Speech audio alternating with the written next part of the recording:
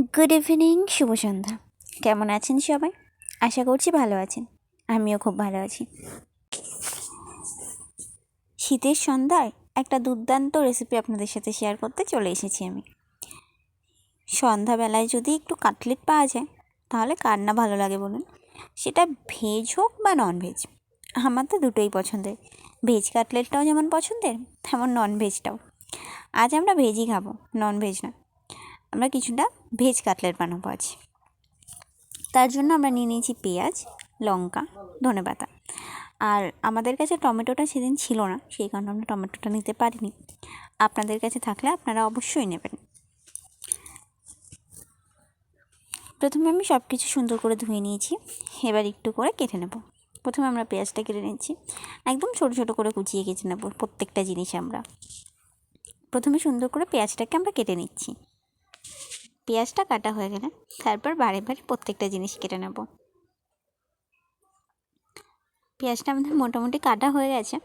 আমাদের পেঁয়াজটা কমপ্লিট হলে আমরা একটা প্লেটে পেঁয়াজটাকে তুলে রাখবো। সব কিছু কেটে আমরা একটা প্লেটে রেখে দেবো। আমাদের পেঁয়াজটা কাটা হয়ে গেছে, আমরা পেঁয়াজটাকে একটা প্লেটে তুলে নিয়েছি। এবার আমরা লঙ্কাটা কাটবো। লঙ্কাটা আমরা 2 টুকরো করে কাটবো না, 4 টুকরো করে কাটবো, যাতে একেবারে ছোটোও না থাকে আবার খুব বড়ও না থাকে। আমরা লঙ্কাটাও কেটে ওই একই প্লেটে রেখে দেবো। আপনারা যে যেমন ঝাল পছন্দ করেন, যে পরিমাণ ঝাল আপনাদের প্রয়োজন সেই হিসেবেই আপনারা লঙ্কাটা দেবেন। আমরা ঝালটা কমই খাই, সেজন্য আমি ছোটো ছোটো 4টে লঙ্কা নিয়েছিলাম। ছোটো নয়, মাঝারি সাইজের 4টে লঙ্কা নিয়েছিলাম, সেটাকে 4 টুকরো করে নিয়েছিলাম। আবার লঙ্কাটা আমার কাটা হয়ে গেছে। এবার আমি একই প্লেটে পেঁয়াজের পাশে লঙ্কাটাকেও তুলে নেব। এবার আমি কাটবো ধনেপাতাটা, একদম ছোটো ছোটো করে কুচিয়ে নেব, যাতে ধনেপাতাটা পুরো সবজির মধ্যে ভালোভাবে মিশে যায় আর খেতেও দুর্দান্ত লাগে। ধনেপাতাটাও কুচিয়ে নিয়ে আমরা সেই একই প্লেটে রেখে দেবো। সব কিছু কেটে একই প্লেটে আমরা সুন্দর করে রেখে নেব।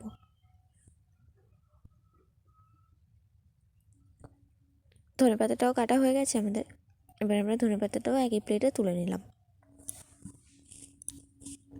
ধনেপাতাটা তুলে নেওয়ার পর একটা পাত্রে জল গরম বসিয়ে দিলাম। জল গরমের জন্য দিয়ে দিলাম কিছুটা লবণ। জলের সাথে কিছুটা লবণ দিয়ে দিলে যে জিনিসটাই সিদ্ধ করতে দিই না কেন একটু তাড়াতাড়ি সিদ্ধ হয়ে যায় আর জিনিসটা একটু সফট হয়ে যায়। এবার আমরা দিয়ে দিলাম সয়াবিনগুলো, কারণ আজ আমরা বানাবো সয়া কাটলেট। সয়াবিনগুলো ভালোভাবে দিয়ে দিলাম। যেহেতু অনেকটা সয়াবিন ছিল, সেজন্য একটু চামচ দিয়ে উল্টে উল্টে দিচ্ছি, যাতে ভালোভাবে পুরো সয়াবিনটা সেদ্ধ হয়ে যায়। সয়াবিনটা সেদ্ধ হয়ে গেলে এটার আমরা কিমা বানিয়ে নেব। আপনারা চাইলে হাতে কাঁটা চামচ দিয়েও ছাড়িয়ে নিতে পারেন, কোনো কোনো সমস্যা নেই তাতে। কাঁটা চামচ দিয়ে ছাড়িয়ে নিলেও সুন্দরই হবে, কিন্তু আমার কাছে কাঁটা চামচ থাকা সত্ত্বেও আমি গরম যেহেতু কাঁটা চামচ দিয়ে ছাড়াইনি, আমি গ্রাইন্ডারে একবার পেস্ট করে নিয়েছি। তাতেও কিমাটা বেশ সুন্দর হয়েছিল। কিমাটা বানানো হয়ে গেছে, এবার কিমাটাকে নামিয়ে রাখবো। নামিয়ে একটা কড়াইতে তেল দিয়ে দেবো। তেল গরম হয়ে গেলে তার মধ্যে দিয়ে দেবো ফোড়নে তেজপাতা, একটা শুকনো লঙ্কা আর কিছুটা গোটা জিরে।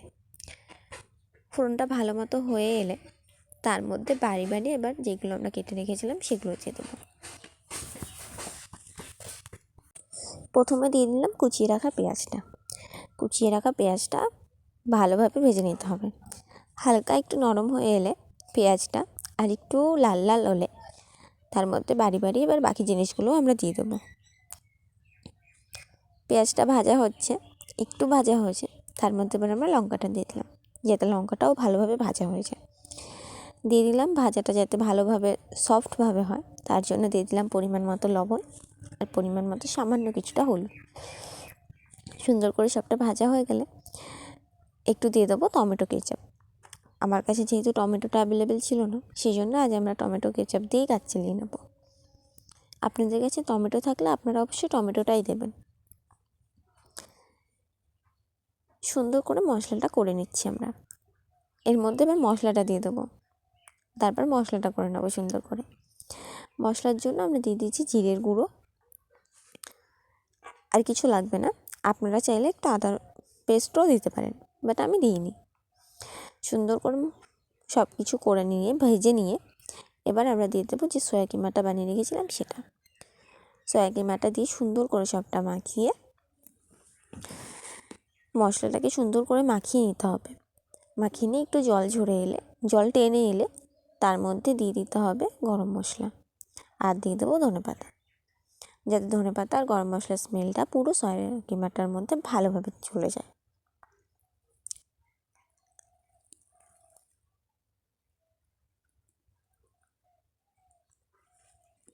স্বাদের জন্য একটু পরিমাণ মতো চিনি দিয়ে দেবেন, তাহলে খেতে আরও টেস্টি হবে। সয়া কিমাটা তো আমাদের রেডি, জলও টেনে গেছে, পুরো একদম পারফেক্টভাবে রেডি হয়ে গেছে। এবার আমরা সয়া কিমাটাকে নামিয়ে নেব। নামিয়ে নেওয়া হয়ে গেছে। আমরা আগে থেকে একটা আলু সিদ্ধ করে রেখেছিলাম, সেই আলুটা এবার এই বাটিতে দিয়ে দেবো, দিয়ে একসাথে সুন্দর করে মেখে নেব। আপনারা যতটা পরিমাণ সয়া কিমা নেবেন সেই পরিমাণ অনুযায়ী আলুটা দেবেন, দেখবেন ভালো হবে। আমাদের সয়া কিমাটা হয়ে গেছে, এবার আমরা আলুটা মেখে নেব সয়া কিমার সাথে। যখন আপনারা এটা মাখবেন তখন পরিমাণ মতো একটু লবণ দিয়ে নেবেন হালকা করে, আর এর মধ্যে দিয়ে দিচ্ছি চালের গুঁড়ো আর দেবো বেসন। সব কিছু সুন্দর করে দিয়ে মেখে নেব। মেখে এরকম গোল গোল কাটলেটের শেপ করে নেব। আপনাদের যেমন শেপ পছন্দ আপনারা তেমন শেপ করে নিতে পারেন। আমার এই গোল শেপটাই ভালো লাগে, তাই আমি এটাই করে নিয়েছি, আর এটা করতেও খুব ইজি হয়। এবার কড়াই বসিয়ে তেল গরম করে নেব, তারপর ব্যাস একে একে দিয়ে সুন্দর করে ভেজে নেব। তেল গরম হয়ে গেছে, এবার একে একে আমরা এক একটা করে ছেড়ে দেবো, আর সুন্দর করে একে একে ভেজে নিয়ে ব্যাস রেডি আমাদের সয়া কাটলেট। উল্টে পাল্টে বেশ লাল লাল করে ভাজতে হবে। এটা আপনারা সন্ধ্যাবেলা চা কফির সাথেও সার্ভ করতে পারেন বা টমেটো কেচাপের সাথেও, যেটার সাথেই সার্ভ করবেন খেতে কিন্তু দুর্দান্ত লাগবে। আপনাদের এই রেসিপিটা কেমন লাগলো অবশ্যই জানাবেন। ধন্যবাদ।